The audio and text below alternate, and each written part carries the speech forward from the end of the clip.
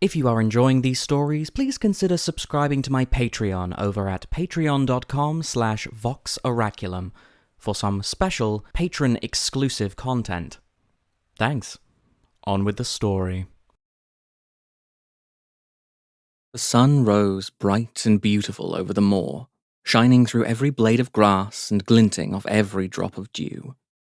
It was a glorious morning, the sort of day that appeared filled with promise and glory, with absolutely no chance of shadows lurking around the edges to snare and engulf. Kaya stood on the porch of V2 Ghazi, squinting at that flawless sky, and wondered when she'd lost the ability to appreciate something as simple as a sunrise. It wasn't that she couldn't tell that it was lovely. It was more that so much of the plains, had shown itself to be unspeakably and irreparably broken. Something as beautiful as the morning sun felt less like a promise, and more like another lie layered on top of all the others. A coach pulled by a pair of winged horrors stopped at the curb, and Kaya stepped off the porch to meet it. It was painted matte black with bloody trim. Even without the guild symbol on the door, she would easily have been able to identify this the carriage of the Rakdos representative. The door swung open, and Judith stepped out, resplendent in a long, red velvet dress, trimmed in black and topped by a black leather bodice that gleamed like burnished steel in the early light. She wrinkled her nose as she looked first one way and then the other, finally focusing on Kaya. "When I was summoned, like some lackey, I admit I expected a more impressive welcome committee," she said, a sneer in her voice. Kaya didn't rise to the bait. "The request was for the head of the guild to come receive essential information regarding the recent murders," she said. "As you're not Rakdos, you were under no obligation to attend." "Yes, well, his viciousness was somewhat too preoccupied preparing for war against the rest of Ravnica to attend your little soiree," said Judith, waving Kaya's words away. "Although it seemed fitting that this little drama should begin and end with an Orzhov attempt at entertainment. Who are you going to kill to keep us all amused today?" "No one, unless you keep testing me," said Kaya, keeping her tone pleasant. "Aurelia and Lavinia are already inside, if you'd like to go join them." "While you stay out here to play greeter? How adorable."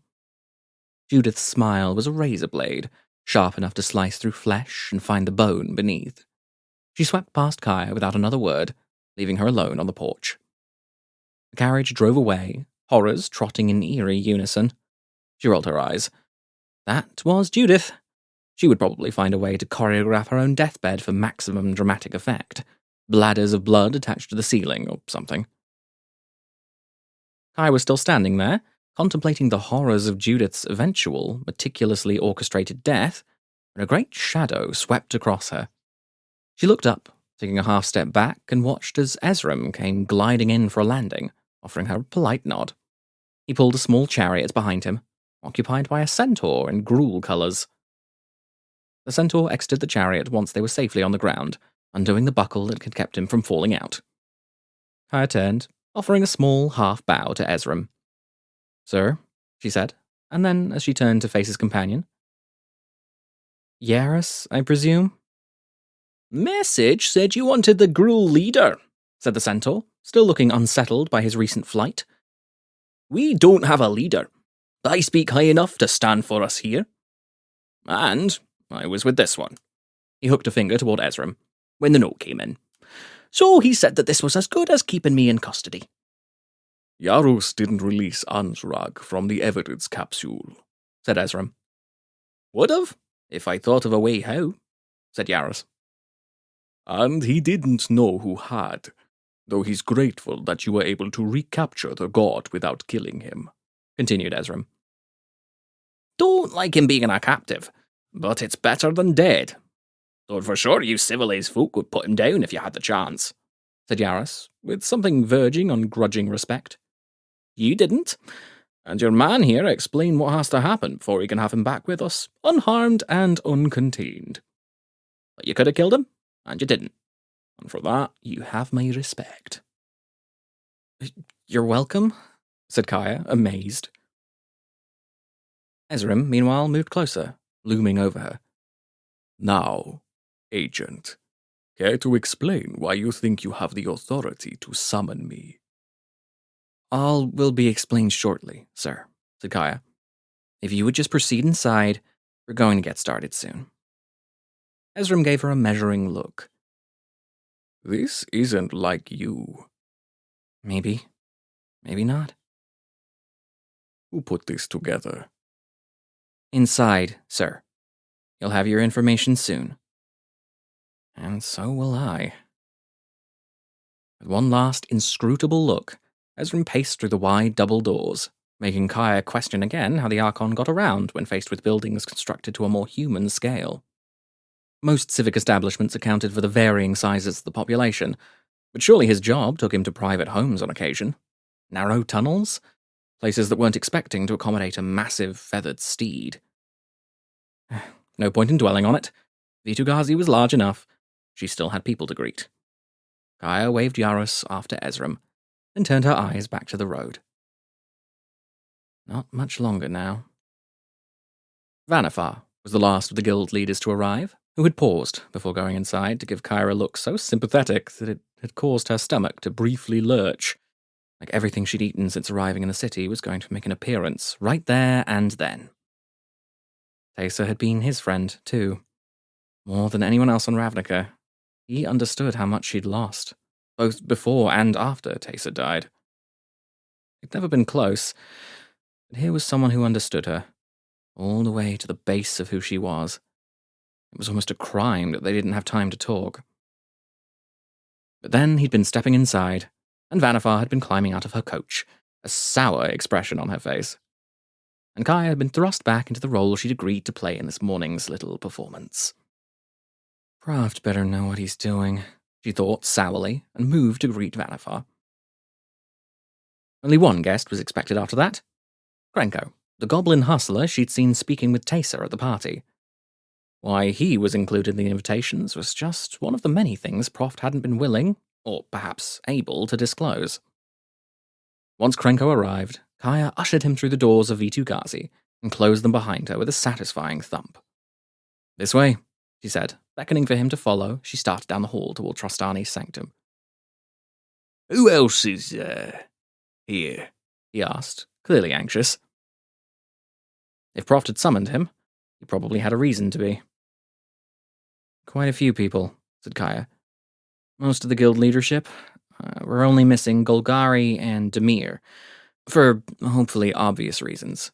Yourself, Agent Kellen from the agency, Captain Ezram from the agency, and Tolsamir. So, if whoever's been hunting guild leaders wanting to finish the job in a hurry, all they'd need to do is hit Vitugazi. Kaya fixed Krenko with a stern look. You know, it's only because you sound unhappy about that I'm not detaining you right now. Aurelia's in the building. You could be under arrest in a matter of seconds. You can't talk to me like that. I have a pardon, said Krenko, glowering at her. Can you really blame me for being concerned over my own safety? I doubt there's any place on Ravnica safer than right here, Kaya said, and opened the door to Trostani's sanctum, which had been turned into their makeshift gathering place for today's salon. It was large enough, but even so, with every chair occupied and every corner filled with unhappy murmurs, it certainly seemed to be at capacity.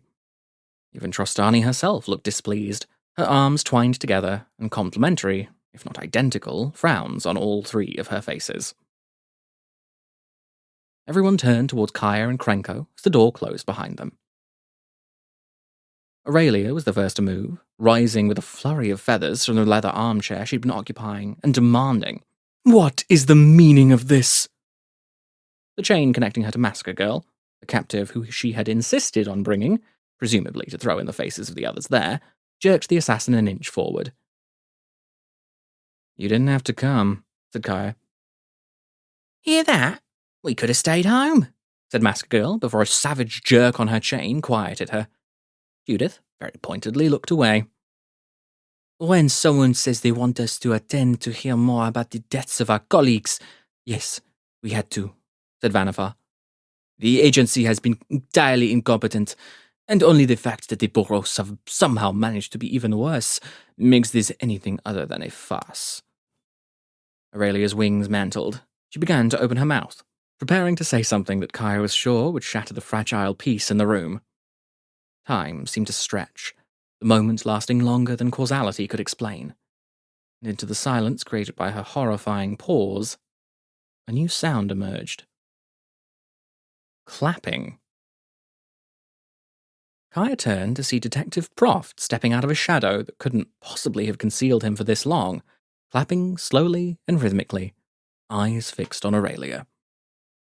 I told a trotter I could set an egg timer by how long it would take you to lose your temper once we were all here. I wish to thank you for earning me 3 Xenos, he said. I know she's good for it. In your dreams, said a voice from the other side of the room. A trotter had likewise emerged from the shadows, was leaning against the back of a chair, arms crossed, looking amused. You can make all the bets you want. They won't count unless I agree to them. Pedantry is the hallmark of a narrow mind, said Proft. Ezrim, meanwhile, turned to a trotter, eyes narrowed. Give me one good reason not to detain you and hand you over to the Azorius right now, he said. I'm sure Lavinia would be very delighted to have you back in her custody. Very much so, said Lavinia, pinching each syllable off until it became almost its own sentence. But I'm afraid you'll both have your hands full with the real architect of our current conundrum, said Proft smugly. Etrata did break out of Azorius custody, and technically that could be considered a crime. However, as she was being unlawfully detained at the time, I believe you'll find the Guild Pact exempts her from any consequences for that action. If we wanted to be able to punish people for getting a little egg on our faces, I suppose we should have asked Azor to word that better. I'll be sure to discuss it with him, if he ever makes it back. What do you mean? Ezrim asked, even as Aurelia demanded, What are you talking about? And Lavinia said, You can't be serious. Their voices layered together, almost like Trostani's. Trostani herself remained silent, watching everything unfold with worried eyes. Said Proft. All will soon be made clear. I simply need to ask each of you a few questions before I can explain the full situation. Why should we allow it? Asked Ral. Because your answers will provide the final pieces of this puzzle and save many Ravnican lives, said Proft with utter calm. Very well, said Ezrim. As you have clearly roped my investigators into your scheme and convinced them to organize this assembly on your behalf, I suppose we can give you a bit of our time. If you fail to satisfy everyone here, I suppose you'll be happy to give me back your badge. It won't come to that, said Proft confidently. I'll need to speak to each of you privately, but I can give you this assurance. Our killer is here with us, in this very room. Murmurs and anxious glances followed this declaration. Krenko was the first to speak, demanding, So why'd you call us all here? What lead us into the middle of nowhere to tell us we've been locked in with a murderer? You know I didn't do it. Why am I here? Because this concerns you as well, said Proft. You all know someone here is guilty, which means none of you will allow anyone to leave. As to why we're in the middle of nowhere, well, our killer is a dangerous individual. Who knows how they might react when their treachery is revealed? Out here, we're far from civilians and crowds. Ravnica has seen enough casualties recently. Arguments erupted from all around the room. Kaya watched the so-called leading lights of Ravnica. They fought and protested like children, weariness spreading through her. She just wanted to go somewhere quiet and be done with this. Kaldheim. When all this was over, she was going to go to Kaldheim and let Tyvar take her on that fishing trip he'd been threatening. She would stand in freezing water up to her thighs and watch the rainbow lights paint pictures in the sky. She wouldn't be in a place where her friends kept dying. She wouldn't have to listen to people she respected fighting, as if all that mattered was their inconvenience. Finally, Ezram snapped his wings open with a sound like tearing silk and shouted, "Quiet!" into the tumult. Silence fell, and everyone turned to stare at him. Most looked annoyed. Ral and Judith looked almost amused. Trostani and Aurelia looked resigned. What is it? Asked Vanifar. "We are already here," said Ezram. "We are here. We want this to end, and these people were tasked and authorized to investigate. I want to hear what my detective has to say." I'm alive, but one of my inventors is not, said Ral. Is it allows it? Azorius doesn't stand in the path of justice, said Lavinia. We allow it as well. One by one, the guild leaders chimed in with their acquiescence, till Kaya realized Ezram was looking at her. She held up her hands. Hey, I'm not in charge of the syndicate anymore. Teysa had no named second in command, and she has not yet returned from beyond to express her wishes in the matter of succession. We have no one to speak for the guild if you refuse, said Trostani, breaking her long silence. The guild pact permits you to consent on Orzov's behalf. Would have been nice if Niv Mizzet, who embodied the guild pact, could have made an appearance while his people were dying. Kaya sighed before saying sourly, Fine then. I want this to be over. You have the syndicate's consent. And House Demir's, if that matters, said Atrata. As the swarm has not sent a representative. All but we have, said Izoni, melting out of the shadows. The Golgari approve. If Proft was surprised by her appearance, he did an admirable job of not showing it. Expression serene, he said. We are in agreement, then? No, said Krenko. I don't want to be left alone in here with some mystery assassin, or you interrogate someone else. A lot of people have reasons for wanting me dead. This is just making it easy on them. Agent Kellen and Captain Ezram will both be present, said Proft. You'll be safer here than you would be in your own home. Doesn't say much for the safety of his home, drawled Judith, amusement growing. Regardless, as I now have permission to proceed, I will begin my interviews with our Lady Planeswalker. Proft turned to Kaya. If you would accompany me? I can't ask anyone to do what I refuse to do myself, so... Absolutely, she said. Tolsimir, is there a place where we might speak in private? Of course, said Tolsimir. Selesnya provides for our guests.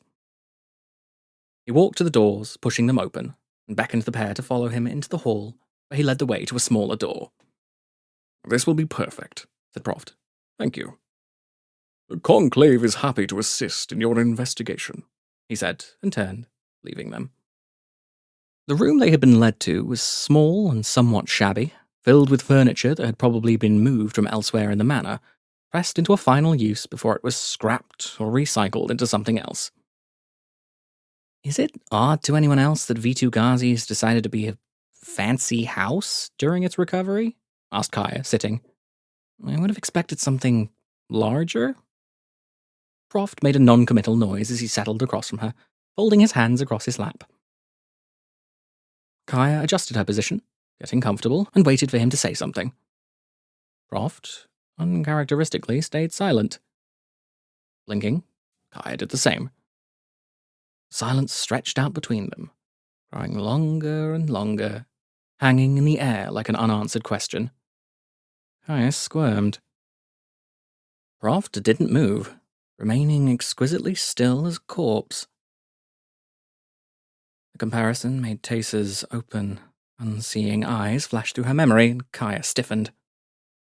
What are we doing? She asked, voice sharp. Waiting, said Proft. Waiting for what? Before Proft could answer, something moved on the wall to Kaya's left. Already tense from the long silence, she shifted away from it, automatically falling into a fighting stance, one hand on the dagger at her belt. The movement proved to be a white, worm-like root, uncurling from the pattern in the wallpaper, spiraling into a thicker base. That base swelled and expanded, becoming a bud the color of a bone-deep bruise. It began to open, petals spreading delicately wide. For half a heartbeat, it seemed as if the flower was taking a breath. Proft clamped a clear glass evidence jar over the flower, just as it began to emit a puff of yellow-grey dust. Pollen, or spores of some kind. "Would you be so kind?" gesturing toward her dagger with his free hand. Kaya blinked and rose, pulling the dagger and leaning over to slide it under the edge of the jar, smoothly slicing the entire flower off the wall and into the waiting receptacle. Proft sat back in his chair, snapping a lid onto the jar. A flash of blue-white energy suffused the glass, finally identifying it as a field evidence collection container. Its contents would remain in stasis until they were needed. Proft stood. "As I had hoped, we're finished here," he said with a polite nod to Kaya. "Thank you for your assistance, and for helping me to avenge your friend." Utterly baffled, Kaya followed him back into the hall. "Were you planning to tell me what this was all about?" "I'm planning to tell everyone what that was all about. Who committed these terrible crimes, why Atrata and any other accused are innocent under Ravnican law, and how we can bring this terrible chapter in our city's history to a conclusion." He flashed her a tight smile. "You wouldn't rob a hard-working detective of his opportunity to gloat now, would you?" "As long as you're going to explain." "Oh, believe me, there is nothing I want more," said Proft, opening the door back to Trostani's private study. Not much had changed inside. Kellen was sitting in the chair Kaya had vacated, and stood quickly as she returned, gesturing for her to join him. "I miss anything?" she asked. "Lavinia and Krenko had a little spat. He said the Senate made his toughs look like gentlemen, and told her to re-arrest Atrata if she wanted to do something useful. Really, it reminded him that Atrata's a known assassin. He went back to his corner," said Kellen dutifully. "Oh, and Masker Girl bit Yaris? Other than that, nothing. What happened with Proft?" "Show's about to start," she replied. "Quiet. I want to hear what he hasn't been telling us." Kellen fell silent as she sat, and they watched Proft stride to the middle of the room. He held up his jar, turning so that everyone would have a chance to see it, before putting it theatrically down in the middle of a small, round refreshment table. "I'm sure you're all still wondering why I requested these fine representatives of the agency call you here today," he said. "I'm more curious about why you've been running around the city with a fugitive," said Aurelia. "I have the same question," said Lavinia. "And how did she get out of our custody? Those locks are supposed to be secure." Proft ignored that, pressing ahead with his presentation. "We have multiple suspects in the matter of multiple killings. Zagana of the Simic Combine, Taser of the Orzhov Syndicate, Kylox of the Izzard League." He glanced at Ral. "My apologies on the loss of one of your own. A further attempt was made on the life of War Leader Aurelia of the Boros Legion, but the attack on her carried a note of similarity to the attack on Zagana. In both cases, a known assassin of a guild whose relations with the rest of Ravnica were under strain was identified as the attacker, and in both cases, the supposed killer had no memory of the incident." "Or so they'd like us to think," said Aurelia. "Why would a Demir assassin have been so overt, or so easily caught? And how could she then fool a Verity Circle, with no time to prepare?" asked Proft. "Which is easier to believe, that she's telling the truth, or that our entire system of justice is somehow fallible?" "I know which I prefer," said Ral. "Continue," said Ezram. Proft nodded to him. "I was informed of the escape of the Gruul God within agency headquarters, which occurred as the primary investigative team was growing close to a set of answers, one that might have led them to the killer's trail. Yaris had no means of releasing Anzrak." "Would have done it well sooner if I had," said Yaris. "Indeed," said Proft. "For the Gruul God to be freed, someone would have had to access the evidence locker. Someone with clearance, and the ability to open very tightly warded locks. As I looked at the pieces of the puzzle, I realized what mattered wasn't the scene of the crime. It was the last place each of our killers remembered being before the event occurred. Krenko was attacked by someone with no motivation for murder, who had been going to the florist before returning home. Drata had been in her private chambers, a place where she felt safe in relaxing her guard. According to Kaya, Tace's killer had no memory between walking through the 8th District on an errand and finding himself covered in Guildmaster Karlov's blood. The loss of memory is the connecting thread. It can't be something as simple as a blow to the head or a normal intoxication. I could accept a Demir assassin controlling their own mind well enough to conceal the memory, but several untrained civilian killers? No. Do you always take this long to get to the point? Asked Judith. Judith, said Proft, pivoting to face her. I did wonder how long you would allow me to leave you out of this discussion. You've been trying desperately to throw blame on your own Perun at every step along the way. Admirable, if not for the fact that your ambition might have allowed the real architect of these killings to continue unhindered. Rakdos is no more responsible for this than I am. Oh, so you're admitting guilt now? Judith studied her nails.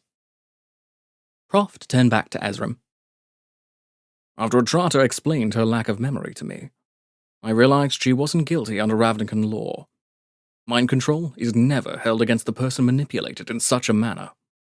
I accompanied her to her quarters, where I found a strange powder. Zoni of the Golgari examined it on my behalf, and she was able to verify that while it is natural in origin, it comes from no flower or fungus that grows naturally on Ravnica. She raised the question of Phyrexian involvement, which I was forced to consider, as it would explain a great deal. But fails to explain so much more. I thought further, and a theory began to develop, one which was only strengthened by the information Kaya and Agent Kellen had been able to collect, which they generously shared with me. Still, I needed proof, which Kaya has just helped me to obtain. This flower. He lifted the jar again, holding it up to fix everyone's attention in the right place. This flower is not Phyrexian in origin. It shares none of the attributes of their terrible creations, and while I believe it to have unnatural origins, now that it exists, it is a fully natural thing, one that may well plague us for years, if it successfully takes root and spreads. I knew that if I came here and declared that I was on the cusp of unraveling the mystery, I would make a target of myself, and our killer would have no choice but to attempt to eliminate me at once. They depend on secrecy to continue their terrible work. Announcing my intent to interview you all was a ruse. By selecting a famous interplanar assassin as my first interview, I presented the perfect opportunity to strike. Who better to kill me and flee the scene, only to be so ashamed of her actions that she could never return to Ravnica? He paused to take a breath, allowing the moment to lengthen dramatically before he continued. We know, through simple logic, that the substance has limitations. It can only be used to subvert the will of an individual once. Otherwise, our killer would surely have seized Atrata again. She's a known assassin, already implicated in the case, and for her to be found crouching over my body— As if I'd have been found, said Atrata. Would have condemned her without question. But when I was attacked in her presence, it was by another killer, one hired through more ordinary means. I was thus fully confident that Atrata, who is known to have been afflicted once, would be able to protect the rest of you, while I waited for our killer to attempt to seize Kaya and aim her in my direction. Proft nodded to Tolsimir, nodding respectfully.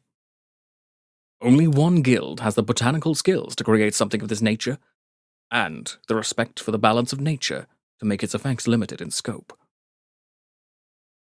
This is a creation of the Conclave. Our killer is a member of the Celestia. Once we accept that simple reality, everything else begins to fall together. The roots of Vitu Ghazi spread throughout the city, No crack, no crevice, no corner is concealed from the great tree. It is a perfect mechanism to deliver something as natural and inobtrusive as a flower anywhere in Ravnica.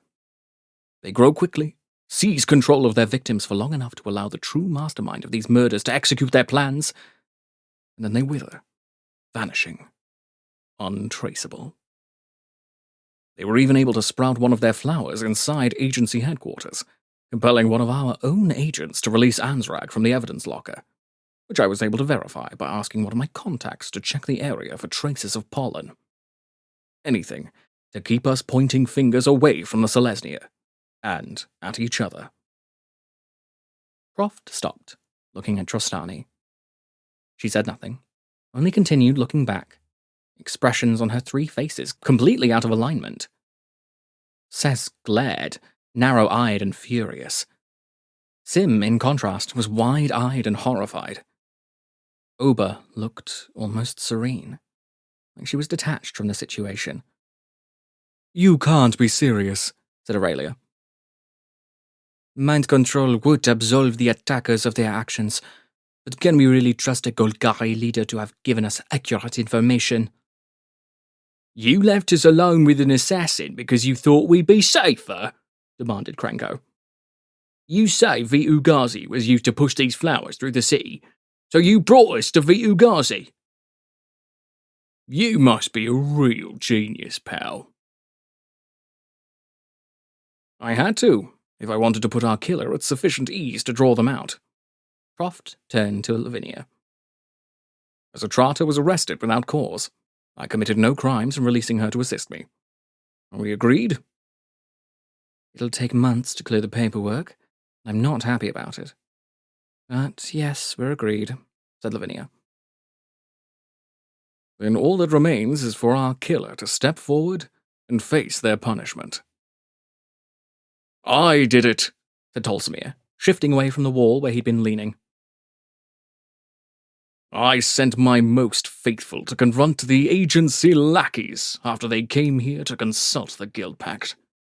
I didn't want to risk the Planeswalker shaking off the compulsion before she could kill the Fae. Noble of you to try to take the burden of blame onto yourself, but you didn't do this, said Proft.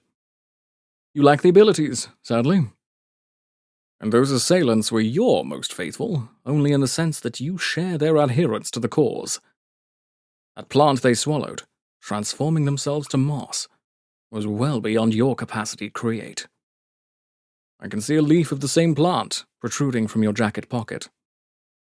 You came here prepared to make the ultimate sacrifice for the sake of protecting the true killer.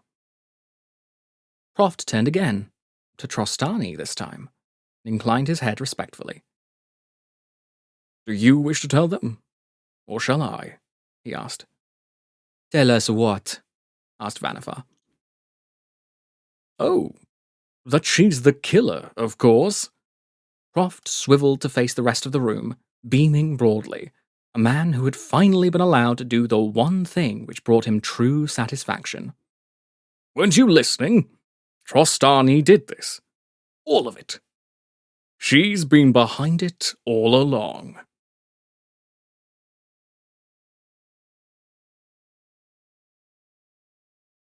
A special thanks to all of my patrons, especially Owen Griffin and the Alexandrites. Thanks for watching and for your continued support.